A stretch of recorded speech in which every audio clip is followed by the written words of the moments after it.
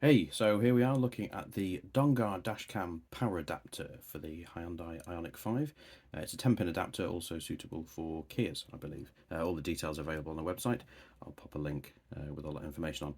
It costs $24.99 and shipping to the UK was $16.96, so a $41.95. And what this lets you do is install your dashcam in a much neater way. So let's have a look in the box and see what you get.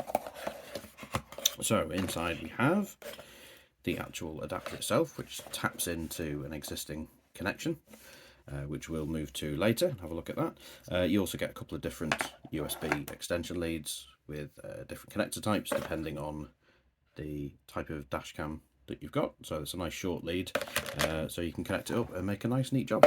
So let's head out to the car. So here we are out in the car, and what we need to do is move the mirror down out of the way and remove this plastic cover here. You can either use a pry tool or it will actually just come away with your fingers. This is a right-hand drive vehicle. Obviously in a left-hand drive vehicle it'll be slightly further over the other side, but the principle's the same. So if you just get your fingers in the top there, just pull down, the cover removes, and it exposes this connector here for the mirror dimming, which is what we tap into.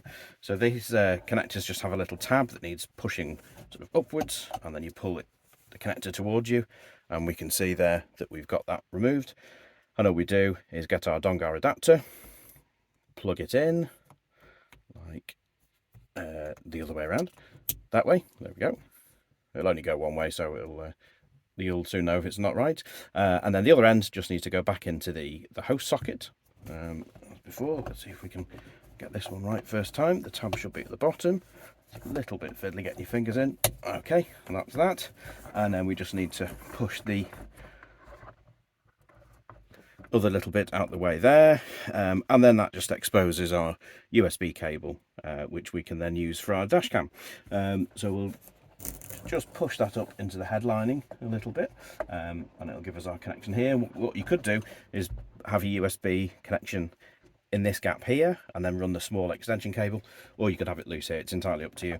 I'll probably refit mine later on, but for now I shall just leave it there, see how that goes. I'll put the cover back on, which just snaps back into place. That, start from the far end, push it up, and that's done. And we've now got our adapter ready, so we can put our webcam in, or dash cam, and we are good to go. Right, just want to show you how the final install looks with the cable in. So what I've managed to do, there's enough room up here to tuck in the adapter connection here and the short bit of cable which is into the head lining, and that also connects into the dash cam. I don't think the position I put it in is tremendous. The view isn't perfect, but I didn't want to be able to see the dash cam if at all possible, so when the mirror is in position it does cover it up. So there we go, nice and tidy, and then we can just pop the cover back on.